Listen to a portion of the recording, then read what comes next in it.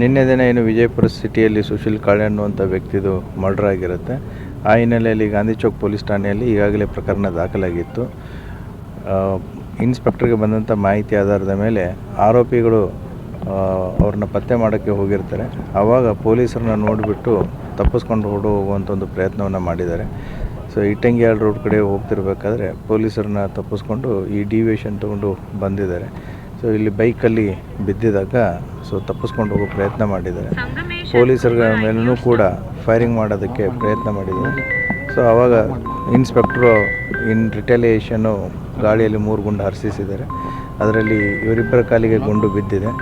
ಆಮೇಲೆ ಅವ್ರದ್ದು country made ಪಿಸ್ತೂಲು ಕೂಡ ಸೀನ್ ಆಫ್ ಕ್ರೈಮಲ್ಲಿ ನಮಗೆ ಸಿಕ್ಕಿದೆ. ಈಗಾಗಲೇ ಆರೋಪಿಗಳನ್ನ ಹಾಸ್ಪಿಟ್ಲಿಗೆ ಶಿಫ್ಟ್ ಮಾಡಲಾಗಿದೆ. ಆಮೇಲೆ ಏನು ಗುಂಡಿನ ಹರಿಸುವಂಥ ಸಂದರ್ಭದಲ್ಲಿ ನಮ್ಮ ಪೊಲೀಸರು ಕೂಡ ಎಡವಿ ಬಿದ್ದಿದ್ದಾರೆ. ಸೊ ಅವ್ರಿಗೂ ಕೂಡ ಗಾಯ ಆಗಿದೆ. ಅವ್ರನ್ನೂ ಕೂಡ ಹಾಸ್ಪಿಟ್ಲಿಗೆ ಶಿಫ್ಟ್ ಮಾಡಿದೆ.